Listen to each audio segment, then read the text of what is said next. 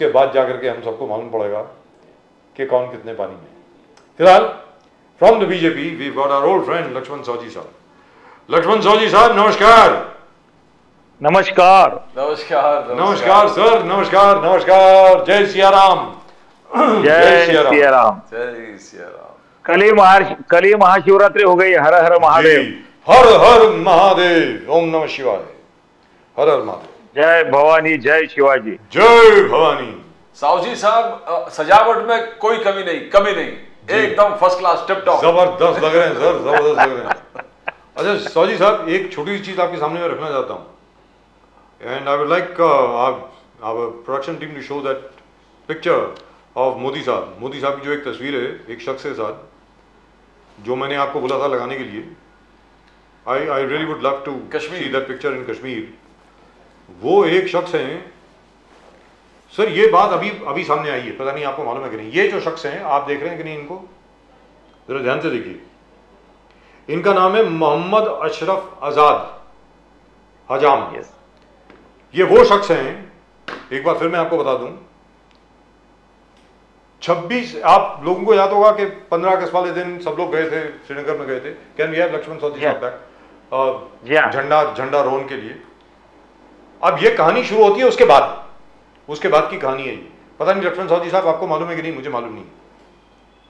ये कहानी उसके बाद शुरू होती है।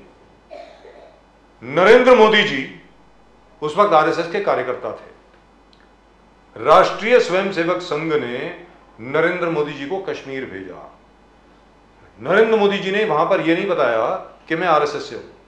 वो वहां पर गए सर्वे करने के लिए। उन्होंने कहा कि मैं सर्वे एजेंसी से हूं, मैं ये देखना चाहता हूं कि लोगों की क्या क्या प्रॉब्लम्स हैं।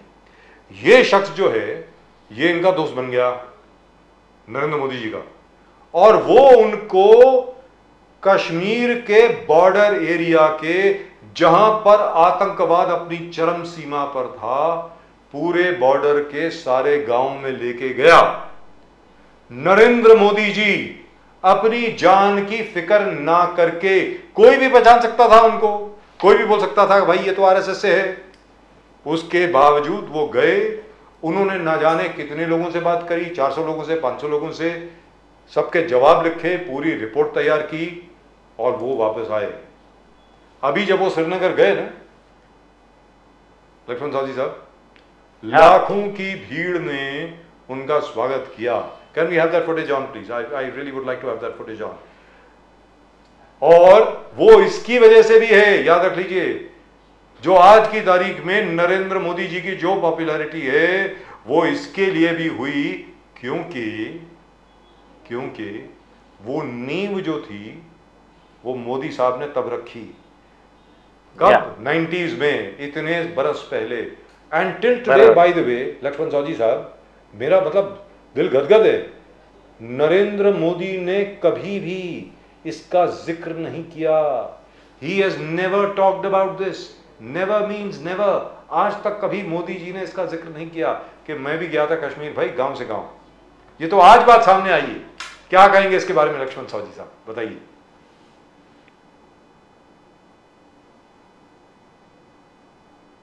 आज जो हमारे शीर्षस्थ नेता नरेंद्र भाई मोदी जी की जो दुनिया में, पूरे विश्व में इमेज हुई है जी, आज भारत के निर्विवाद श्रेष्ठ नेतृत्व अभी वो माने जाते हैं। तो ये जो अभी इमेज मिली, यूं ही आसान नहीं मिली है। इसके पीछे तपश्चर्या है,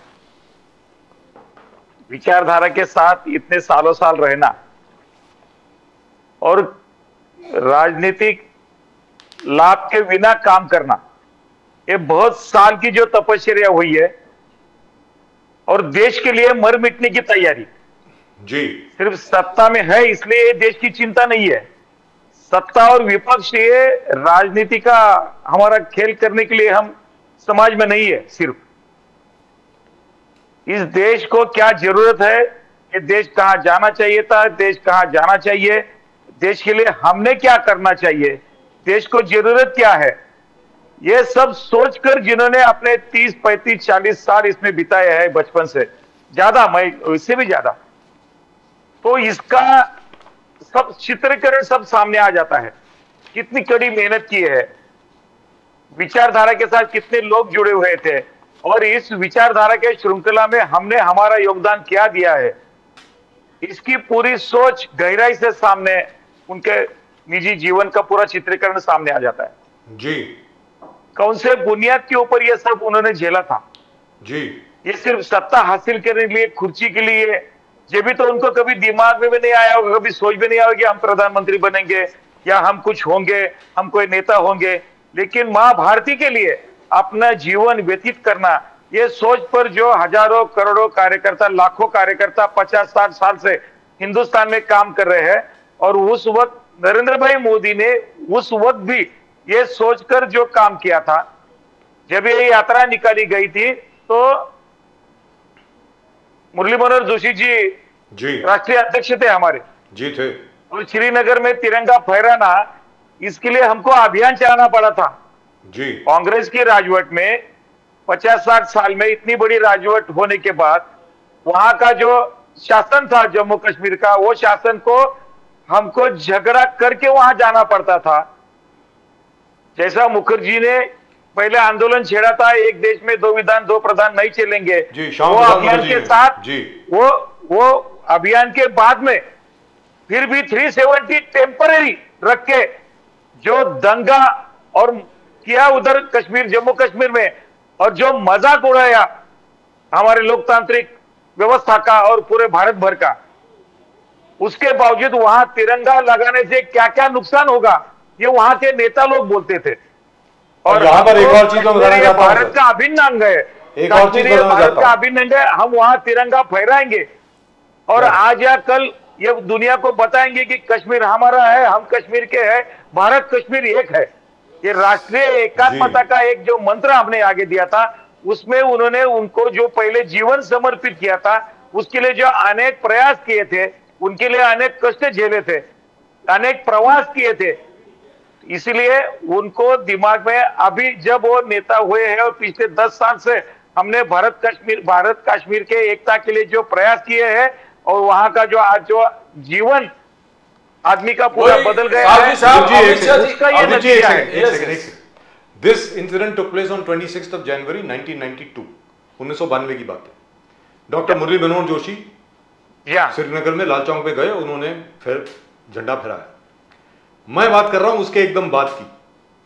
सर आपको मालूम है सैयद सलाउद्दीन हिजबुल मुजाहिदीन का जो टेररिस्ट लीडर था, सैयद सलाउद्दीन, उसका एक गांव है सोईबुग।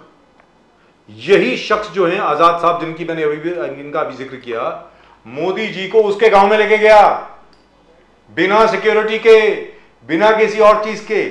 उसके गांव में जितने लोग थे, सलाउद्दीन का जो परिवार था, उससे भी मिले मोदी जी। और तो और छोड़िए, जब अटल बिहारी वाजपेयी प्रधानमंत्री थे तो मोदी जी ने इस आजाद को दिल्ली बुलाया और वाजपेयी जी से उनकी मीटिंग कराई। तब से आजाद जो है वो भारतीय जनता पार्टी का कार्यकर्ता बन गया और उसने कहा कि मैं मिलिटेंट्स के साथ बिल्कुल नहीं जाऊंगा। तो ये मोदी जी ने जो काम किया ना, हर एक कोई बोलता है, और मैं क्यों ये बार बार कह रहा हूं प्रदीप जी, सुनने वाली बात है, मैं ये बार बार इसलिए बोल रहा हूं कि हर एक कोई क्रिटिसिज्म ये आता है, मजाक उड़ाते हैं लोग कि मोदी जी जहां जाते हैं वहां कैमरा आ जाता है, मोदी जी जहां जाते हैं कैमरा लेके आ जाते हैं। अरे अगर ऐसी बात होती तो मोदी जी इस बात का जिक्र तो करते। 10 साल हो गए उनको एज ए प्राइम मिनिस्टर, ये तो मुझे भी मालूम नहीं है सर। कश्मीर के ऊपर बहुत रिसर्च करी है मैंने, बहुत काम किया है, ये तो मुझको भी आज मालूम पड़ा कि मोदी जी 1992-93 में जब मिलिटेंसी हाइट पर थी, तब मोदी जी एक एक गांव में गए। अरे सलाउद्दीन के गांव तक में गए, उसके परिवार से भी मिले मोदी जी के। और भी कुछ ऐसे और ढेर सारे मामले होंगे जिनकी जिक्र कभी उन्होंने की नहीं होगी। नहीं की, करेक्ट। क्योंकि हमको किस रास्ते से जाना है, कैसे हमको जीने का है, ये उन्होंने बहुत अच्छी तरह से तय किया था जी। साहू जी साहब, हमको इसके बारे में परिवर्तन हो सकता है जी, परिवर्तन हो सकता है, विश्वास के साथ जब हम काम करते हैं, उसका ये एक पिक्चर है। अमित शाह जी ने तारीफ करते हुए आज वही कहा मोदी साहब के बारे में, बोले कि सेना पर हमला या सीमा पर हमला मोदी साहब बर्दाश्त नहीं करेंगे। सर्जिकल स्ट्राइक, बालाकोट स्ट्राइक, ये इसका उत्तम उदाहरण है। मोदी साहब ने दिखा दिया कि घर में घुस के मारेंगे और कैसे मारेंगे, वो मोदी साहब ने दिखाया। इसके साथ साथ अमर शांति, अमन शांति और डेवलपमेंट कश्मीर में लाया। ये बहुत बड़ा चीज है ना, अमित शाह ने बहुत जबरदस्त चीज कहा। सौजी साहब नहीं साहब देखो, इसमें एक ये जो बाजू सामने आते, पहले हमको शांति चाहिए, हमको डेवलपमेंट चाहिए, हमको झगड़ा नहीं चाहिए। लेकिन भारत के तरफ कोई आंख उठा के देखेगा तो अब ये पहला भारत नहीं रहा है। ये दिखाने का एक भी अवसर खाली नहीं जाने देंगे, ये मोदी जी का स्वभाव है। इसलिए हमको डेवलपमेंट की तरफ जाने का है, हमको विश्व गुरु बनने का है। हम G20 के बारे में जो सामने हमारे सामने जो चुनौतियां पर्यावरण की है, बेरोजगारी की है, गरीबी की है, ये समस्याओं के तरफ ध्यान देने के लिए G20 का उपयोग होना चाहिए। और जो आतंकवाद के खिलाफ जो हम खड़े हैं और आतंकवाद का जो सामना जिन जिन देशों को करना पड़ता है, उनके सामने क्या चुनौतियां है, इसका स्टडी करने के बाद फिर हमने ये तय किया है। मोदी जी ये बात बोलते हैं कि अभी आतंकवाद का समर्थन करने वाली यहां भारत में सरकार नहीं है। आतंकवाद के खिलाफ कड़ा मुकाबला किया जाएगा। और उसके साथ में दुनिया के बहुत सारे देश इकट्ठे किए। पाकिस्तान की 10 साल पहले की जो तस्वीर थी दुनिया के सामने, जिस समय हमेशा कश्मीर का मुद्दा लेके चलता था, अभी कश्मीर का मुद्दा भी उनके हाथ से गया और खुद भी जा रहे हैं, ऐसी हालत हो गई है। तो हमने ये कड़ा रुख अपनाने के बाद क्या होता है, ये उसका नतीजा है। साहू जी साहब, मोदी है तो मुमकिन है, मोदी है तो मुमकिन है। बोला मैंने पहले बार इंट्रोड्यूस किया देश में सी प्लेन मैंने इंट्रोड्यूस किया। गंगा विलास क्रूज, वो पूरे पूरा जहां तक बे ऑफ बंगाल तक वो क्रूज मोदी जी ने इंट्रोड्यूस किया। अंडर वाटर मेट्रो जी, ये मोदी साहब ने इंट्रोड्यूस कर दिया है। बोले मोदी है तो मुमकिन है। विरासत से विकास, पहले गंदी गलियों से काशी विश्वनाथ का दर्शन होता था, पहले गंदी गलियों से। आज आप शिव जी का मां गंगा से सीधा मिलन मोदी जी ने कर दिया। शिव जी से मां गंगा डायरेक्ट, एकदम कोई बीच में नहीं, कोई गंदी गलियां। ये विरासत, आप खुद वहां सब चले गए, आप कैसे देखा साहब? सिर्फ वाराणसी नहीं, वाराणसी से शुरू होकर आगे 5 राज्यों से जाकर 27 नदियां का छलांग लगाकर 27 नदियों से प्रवास करके वो क्रूज निकलता है। और पूरी जो हमारी संस्कृति है, विरासत है, वहां से सारनाथ आगे है, आसाम का उधर का वैष्णव जो हमारा कल्चरल सेंटर है वहां है, बांग्लादेश का वहां कल्चर बीच में दिखाई देता है। आगे जाकर जितने जितने हमारी विविधताएं है, विरासत है, जो हिस्टोरिकल प्लेसेस है, उसका पूरा दर्शन 51 दिन की जो ये यात्रा है क्रूज की, इसमें ये पहली बार ये सामने आए। हम सिर्फ राजनीति के लिए नहीं है, ये दिखाने के लिए जो हजारों जो उपक्रम हमने किए हैं, उसमें से जो ये अभी के सामने आ रहे हैं, तो इसके लिए सरकार होता है, इसके लिए देश होती है। जनता को ये चाहिए। और दुरुस्त बात है, आपकी बात जो है बिल्कुल दुरुस्त है। नए तरीके से दर्शन सर, बोध गया दैट इज बिहार का है, बिहार का भी है, योगा सेंटर का है। मैंने आपको वही बोला ना सर, वहां पर क्या हुआ है सुन लीजिए पहले। चाइना से, कोरिया से, वियतनाम से, जापान से, थाईलैंड से, हर जगह से वहां पर श्रद्धालु आ रहे हैं बोध गया में दर्शन करने के लिए कि ये गौतम बुद्ध, महात्मा गौतम बुद्ध की ये जन्मभूमि है। वहां से ना जाने कितने करोड़ों लोग आ रहे हैं और उसकी भी पूरी डेवलपमेंट हो रही है। उस सेंटर ने उसको अपने हाथ में ले लिया, which is fantastic by the way, which is absolutely fantastic. बोध गया is going to be a great center जी। ये तो यात्रा के लिए जो प्रयास किए गए हैं शुरू करने के, और इसके आगे कम से कम 2 साल तक की बुकिंग हो गई है ये यात्रा के लिए साहब। जी दुरुस्त बात जी। लोगों को इसकी कितनी जरूरत थी, लोगों को क्या चाहिए था, लोगों को क्या चाहिए, ये दिमाग में सोचकर हम उसका इम्प्लीमेंटेशन करने के लिए जो एक मन होना चाहिए नेता का, वो हमारे मोदी जी का वहां है। और सुनने में ये भी आया सर, इसी बात के ऊपर अपना अंडरग्राउंड रेलवे का जो कोलकाता का जो प्रोजेक्ट हो गया अभी अपना, बिल्कुल बिल्कुल सर एक और चीज इसके साथ में है। एक और चीज अभी सुनने में यह भी आया है कि शारदा पीठ जो है, शारदा पीठ शक्तिपीठ है सर, शारदा पीठ जो है वो अभी पाकिस्तान ऑक्यूपाइड कश्मीर में है, उसके बारे में भी बातचीत चल रही है कि वहां पर भी श्रद्धालुओं को जाने का मौका दिया जाए और शारदा पीठ को डेवलप हिंदुस्तान की सरकार करेगी and revenue will be shared jointly. जो पाकिस्तान ऑक्यूपाइड कश्मीर है और हमारा जो कश्मीर है उसमें जॉइंट शेयरिंग होगी, ऐसी बात चल रही है। अब पता नहीं आगे होता है कि नहीं होता, मुझे मालूम नहीं है, लेकिन बात शुरू हुई है। जी सौजी साहब कुछ बोल रहे थे, आप बताइए प्लीज, गो अहेड। नहीं वही ना, जो जैसे गंगा विलास क्रूज का जिसके जिक्र हुआ, ऐसा नदियों में से ट्रेन जाना जी, अंडरग्राउंड, यस हाँ, तो ये भी एक इसका प्रकल्प बहुत पहले से पेंडिंग रहा था, ये अभी सामने आया है जी। ये दोनों भी जो हमारे जनवरी में और 7 मार्च को, ये दोनों भी जो शुरुआत हुई है इस प्रकल्प का, इसके लिए भारत की जो छवि दुनिया में जाएगी, ये इसकी खासियत होगी अभी आगे जाकर। तो ये इसके तरफ ध्यान सबने देना चाहिए। केवल विरोधी जब इकट्ठे होते हैं और जो माहौल बना रहे हैं देश में जी, उसके लिए इसकी तरफ ध्यान देना बहुत ज्यादा जरूर है, ऐसा मैं समझता हूं। इसलिए ये चर्चा में इसका महत्व अनन्य साधारण होगा। ये दोनों भी प्रकल्प, सब ये दोनों प्रकल्प तो है ही, लेकिन देखो पूरे देश का जो चित्र बदलने जा रहा है, 2 महीने के बाद में और चित्र बदलने वाला है। और इस वक्त केवल चुनाव की तरफ न देखते हुए, चुनावी सिर्फ आयाम न देखते हुए, ये जो डेवलपमेंट की जो रफ्तार जो चालू है उसमें कोई रुकावट नहीं है।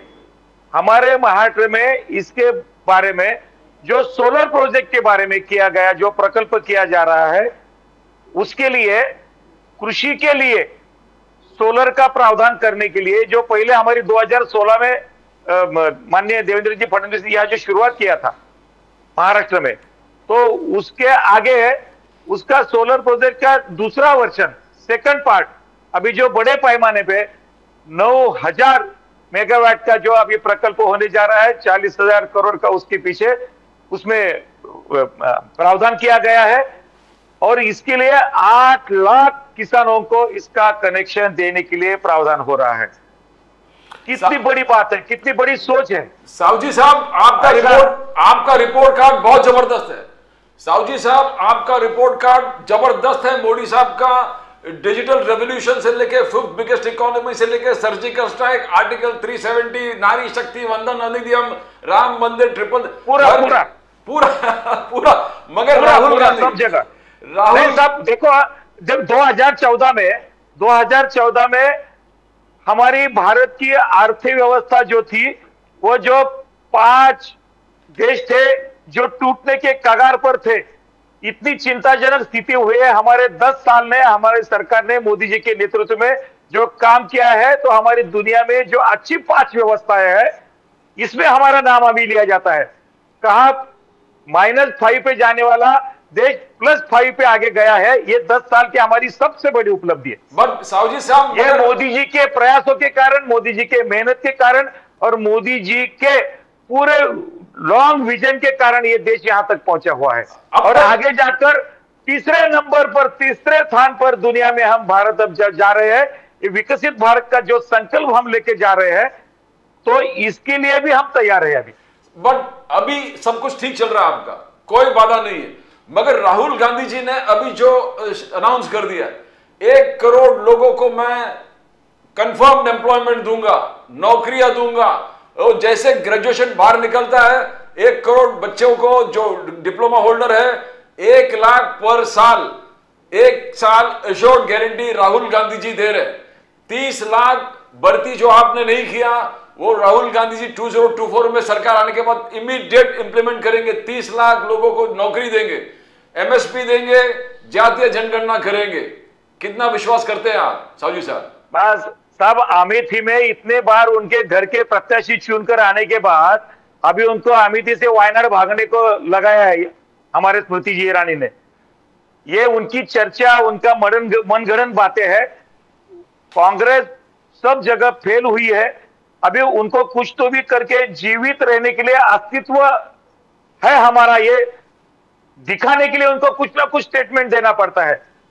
उनका ये सब प्रयास जारी है। डेमोक्रेटिक मूवमेंट में कोई दल काम करता है, वो करते उसे, उनको 60 साल किसने रोका था इतनी सब चुनौतियां संभालने के लिए?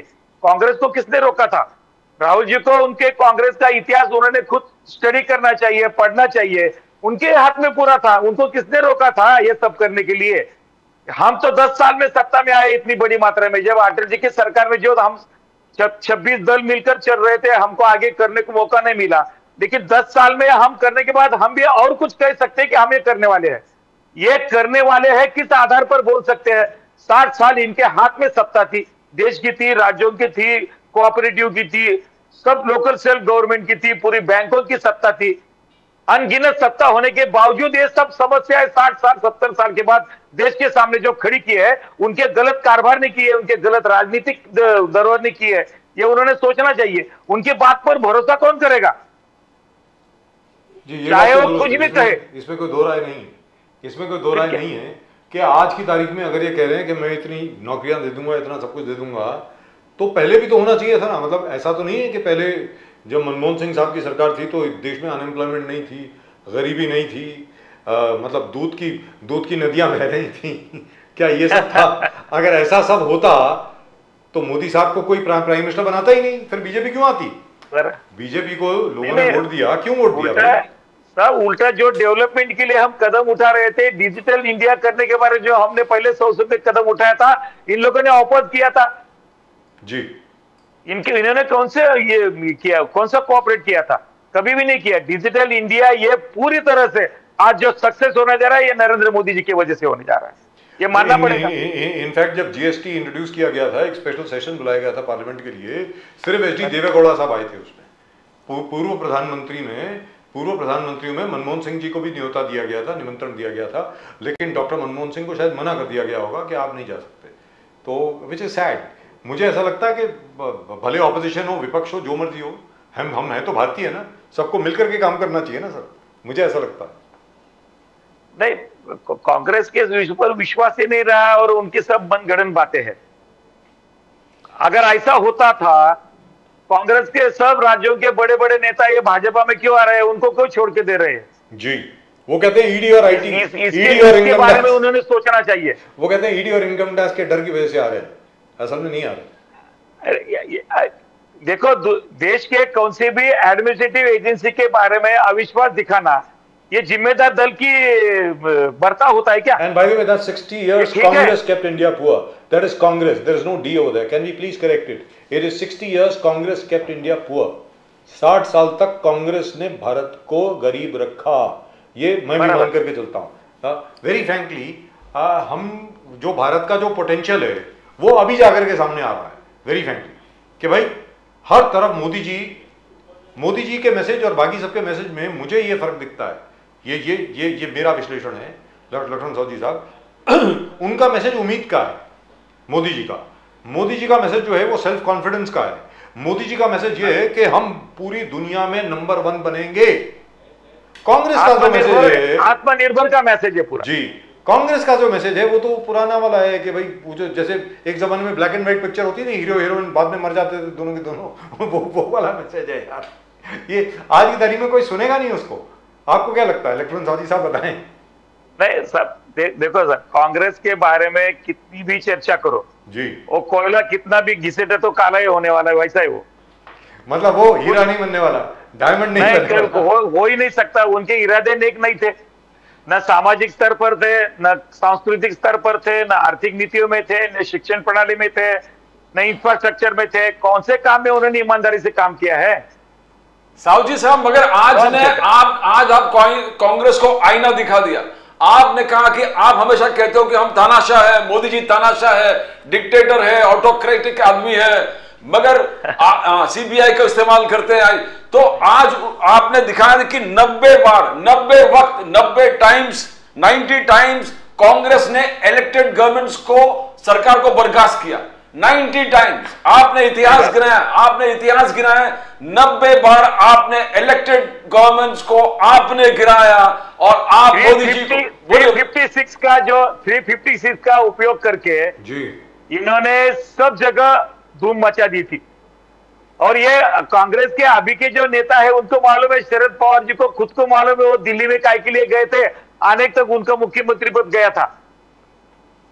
ये ऐसे आंध्र प्रदेश का वही था, हिमाचल का वही था, एमपी का वही था, बंगाल का वही था, सब जगह। सर आप भूल गए, एक चीज आप भूल गए, सबसे पहली सरकार जिसको बर्खास्त किया गया था अंडर आर्टिकल 356 वो पंडित नेहरू ने किया। वो केरल की कम्युनिस्ट गवर्नमेंट थी, केरला की communist government elected, it was dissolved, president was imposed by Pandit Nehru ji. बराबर है, ये तो दुरुस्त बात है, इसमें तो कोई दो राय नहीं। आंध्र प्रदेश में एनटीआर की सरकार, तो एनटी रामाराव जी को दिल्ली आना पड़ा, व्हील चेयर के ऊपर बैठ करके अपने सारे एमएलए को साथ में लेकर के। मुझे अभी तक याद है वो सीन, मैं तो दिल्ली में था, वो रायसीना हिल के ऊपर चलते चलते चलते ऊपर गए वो राष्ट्रपति भवन तक, अभी तक याद है हमें। बराबर। तो लेकिन कांग्रेस ये कहती है भाई हमने तो 356 इस्तेमाल किया बहुत साल पहले। मनमोहन सिंह के वक्त तो नहीं हुआ ना। उनको देश चलाने का नहीं था, उनको सिर्फ सत्ता चलाना थी, सिर्फ करप्शन का पूरा समर्थन किया। लेकिन वो बोलते हैं बड़ी पुरानी बात हो गई सर, कांग्रेस के लोग बोलते हैं बड़ी पुरानी बात हो गई। आप यूपीए 1 और यूपीए 2 से के बारे में बात करिए, 2004 से लेकर के 2014 अप्रैल तक की बात कीजिए, वहां पर तो 356 का इस्तेमाल कभी नहीं हुआ। सर बताएं। नहीं साहब, 2004 से लेके 14 तक जो गवर्नमेंट चली जी, मनमोहन जी साइड चेयर पे बैठते थे, सोनिया गांधी फॉरेन डेलीगेशन से चर्चा करती थी, आप चुपचाप बैठो मैं बात कर रही हूं ना। कितने वीडियो प्रसारित हुए हैं, ये टूल बन के उनको मनमोहन जी को यूज किया इन्होंने। और सिर्फ ये 84 का सिख अभियान का जो ये हुआ था पूरे इंदिरा जी के हत्या के बारे में जी, तो मनमोहन जी का पंतप्रधान बनना, उसी के लिए कांग्रेस ने सिर्फ एक चेहरा सामने लाया कि हम सिख विरोधी नहीं है दिखाने के लिए। लेकिन सिख विरोधी है मनमोहन जी को लाने के बाद लोग भूले नहीं है कांग्रेस को। साहू साहब, खड़गे साहब, 4 से 14 के बीच में जो भी मामले सामने आए, 4 से 9 के बीच में जो आए, 9 से 14 के बीच में जाए, कितने बड़े बड़े स्कैम है, कितने बड़े बड़े स्कैम है, कोई उसका अंदाजा नहीं लगा सकता। लेकिन आज की तारीख में ये भी कहा जा रहा है सौजी साहब, इतनी निराशा फैल गई थी पूरे मतदाताओं के बीच में, मन में, कि ये कैसा हो गया आगे देश का। लेकिन अभी तक वो लोग जो हैं सब बाहर है सर, उनको तो अंदर डाला मनमोहन सिंह जी की सरकार ने, जैसी आपकी सरकार आई सबको बिल मिल गया, अभी तो सब बाहर है। राजा को देख लीजिए, इधर वो जो बेलारी ब्रदर्स जो हैं उनको देख लीजिए, कर्नाटक में जितने भी लोग थे, यहां तक कि आपके येडियुरप्पा साहब भी इन्वॉल्व थे, उनके खिलाफ भी कुछ नहीं हुआ। जी साजी साहब, नहीं साहब, जो बड़े स्कैम हो गए उसके लिए जो जिम्मेदार लोग थे जी, वो बाजू को रह गए। उसका लाभ किसने लिया पैसों का? नटवरलाल जी कहां है, उनके कोषाध्यक्ष कांग्रेस के? कोई नाम सुनने को आता है? उस वक्त क्या था, नाम सुनने को आता है उनका? अभी क्या हुआ था? पूरा कांग्रेस को निधि जा रहा था, सबको मालूम था।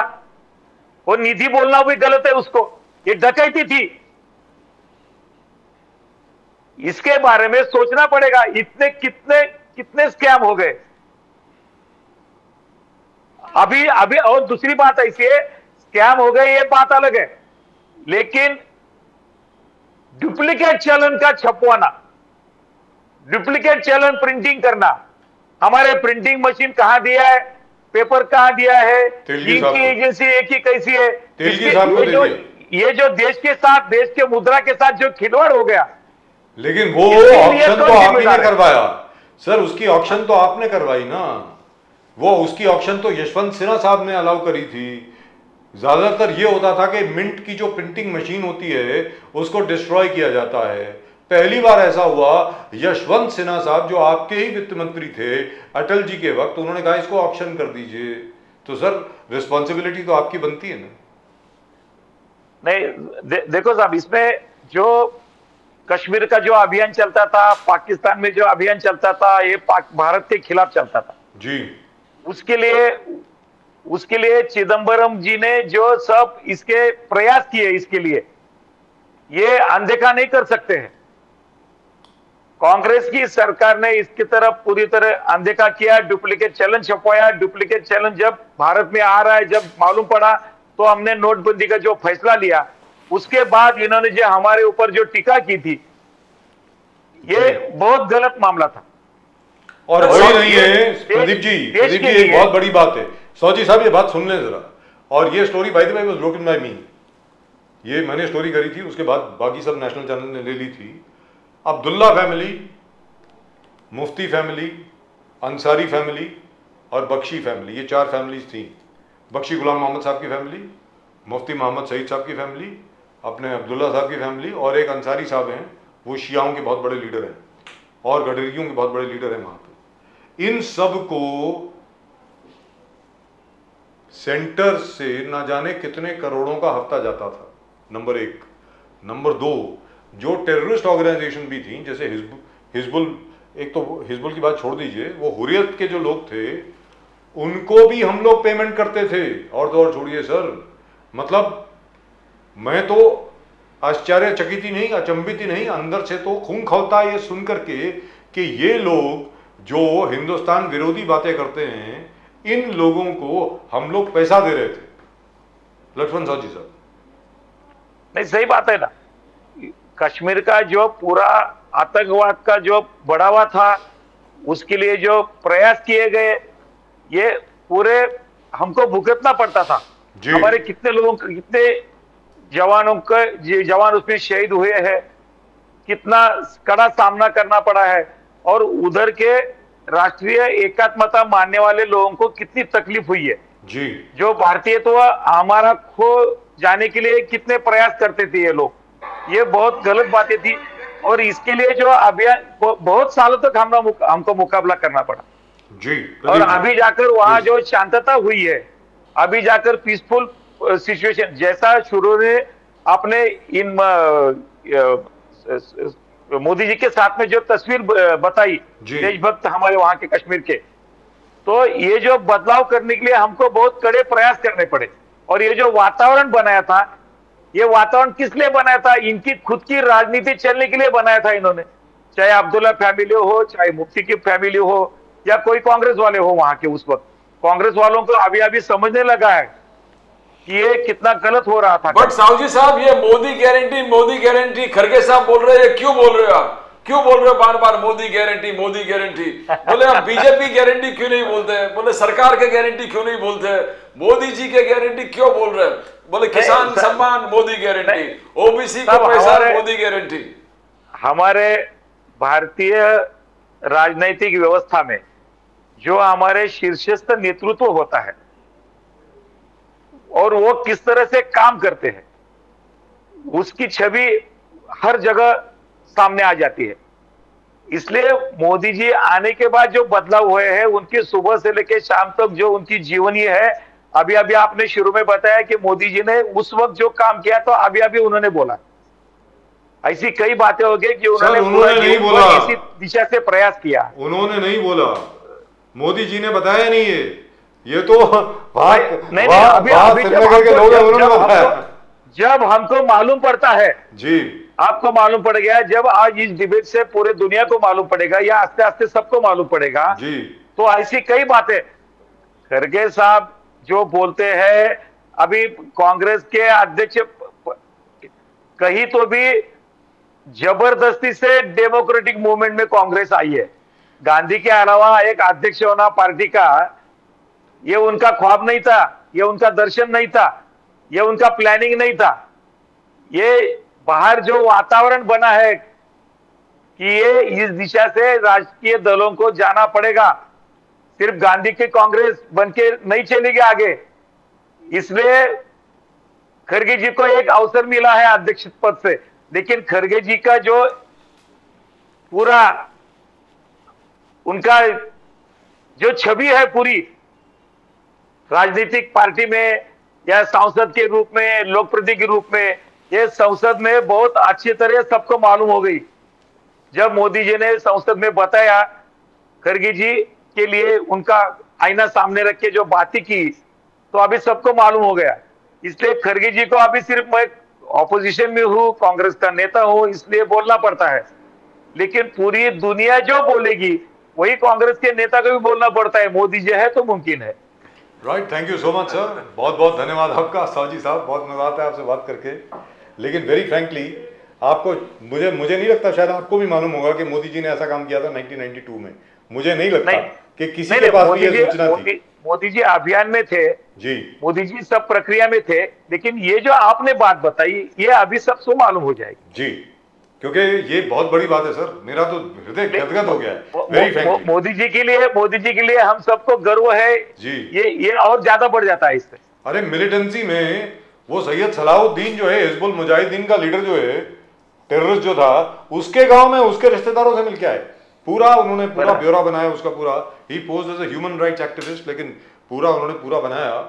लेकिन रिस्क था साहब, क्या बात कर रहे हैं, मतलब कोई भी उनको पहचान लेता, मतलब वापस जिंदा नहीं आते, very very frankly speaking. So hats off to him, naturally people love him, that's why. Right, thank you so much sir, बहुत बहुत धन्यवाद आपका हमसे बात करने के लिए।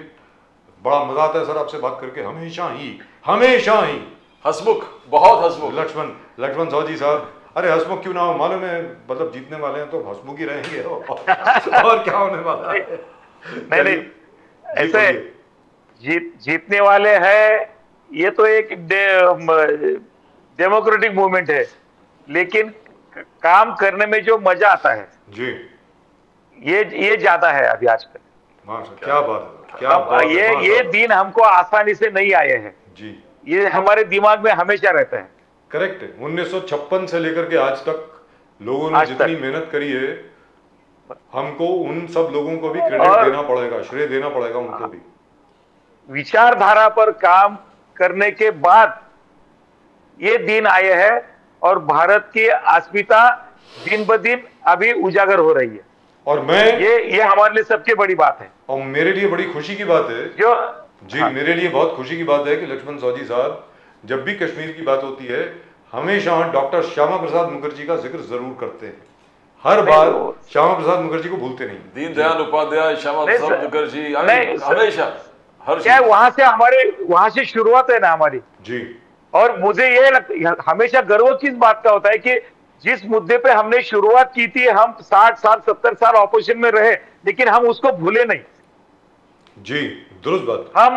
हमने वो जो पहले जो हमने संकल्प किया था वो अभी सिद्धि हो गया। 73 साल के बाद श्यामा प्रसाद मुखर्जी का जो आह्वान था कि एक संविधान और एक झंडा, एक निशान एक संविधान, तो ही देश बनता है। दो निशान नहीं हो सकते, दो संविधान नहीं हो सकते। वो 2019 में पूरा हुआ, मानना पड़ेगा। उनकी जो जेल में उनकी जो हत्या हो गई ना, ये हम कभी भूल नहीं सकते। करेक्ट। उनका क्या कसूर था? दुरुस्त बात। क्या देश के लिए लड़ना, देशभक्त थे सर, कसूर ये था कि देशभक्त थे, देशभक्त की राजनीति करना, ये कोई गलत नहीं था ना। इतने बड़े कद्दावर नेता थे, विपक्ष के नेता थे, लोक प्रतिनिधि थे, एक दल के इंडस्ट्री मिनिस्टर भी थे। पंडित नेहरू ने उनको जेल में अनाज में पॉइजन मिला के उनको मारना, ये इनकी नीति थी। और ये अभी न्याय यात्रा का नाटक करके घूम रहे। पंडित नेहरू ने उनको अपनी कैबिनेट में भी लिया था, ही वाज इंडस्ट्रीज मिनिस्टर। तो लेकिन श्यामा प्रसाद मुखर्जी का जो आह्वान था, एक निशान एक संविधान, वो पूरा हुआ 2019 अगस्त में पूरा हुआ। और मुझे लगता है कि जितने भी लोग असल में देशभक्त हैं, वो श्यामा प्रसाद मुखर्जी को जरूर याद रखेंगे। नहीं साहब, आपने जब बोला ना, मुझे कैसा होता है, श्यामा प्रसाद मुखर्जी, दीनदयाल जी का एकात्म मानववाद का दर्शन, सांस्कृतिक राष्ट्रवाद का दर्शन, मुखर्जी का ये बलिदान, और उसके बाद में ये जो गरीबी हटाओ का नारा देकर इंदिरा जी ने जो हमको भूल भुलैया दिया था ना 1971 में, तो वो 2015 में हमने जब जनधन योजना शुरू की और आज 55-60 करोड़ तक लोगों के पास बैंक का खाता गया है ना, तो गरीबी हटाओ का नारा जब सक्सेस हुआ है अभी जाकर। 1971 में जो नारा दिया था, स्पीच के उधर के 30 साल और ये 15 साल 45 साल के बाद गरीब हटाओ का नारा हमने यशस्वी करके दिखाया है। मुखर्जी, दीनदयाल जी, अटल जी, ये जो हमारे सिंबॉलिक थे और हमारी लड़ाइयां थी, ये मुद्दों के आधार पर थी। हम राजनीति के लिए नहीं थे, सत्ता के गलियारों में चमक लेने, शाइनिंग करने के लिए नहीं थे हम सिर्फ। इसलिए हमको ये सब पुरानी बातें याद आती है और ये नई पीढ़ी को हमेशा सामने रखनी चाहिए। इमरजेंसी की जितनी स्वतंत्रता की जितनी लड़ाई की थी, उसके बाद दूसरी स्वतंत्रता 74 की इमरजेंसी के खिलाफ जो लड़ाई हुई, आज के युवा लोगों को मालूम होनी चाहिए। जो आज 18 के 21 के 25 के जो नए मतदाता है, जो हमारे सिटीजन्स है और जिनको 25 साल सामने चुनौतियों को हमारे सक्सेस सेंचुरी के पास जाना है, तो ये हिस्ट्री, ये बदलाव, ये अभियान और ये कष्ट इनके सामने, सबके सामने आने चाहिए। इसलिए ये समय हमेशा ये बातें मैं आपके सामने रखने का प्रयास करता हूं। आप हिंदुत्व के एक लाइब्रेरी हो, बजाज साहब छेड़ देंगे और चालू हो जाता है। चलिए लक्ष्मण साहू जी साहब, बहुत बहुत धन्यवाद आपका। आपको जय सिया राम, ओम नमः शिवाय, हर हर महादेव। हर हर Mahadev. Thank you sir, thank you very much. जय भवानी, जय शिवाजी। जय भवानी, जय शिवाजी। वंदे मातरम। Thank you. वंदे मातरम।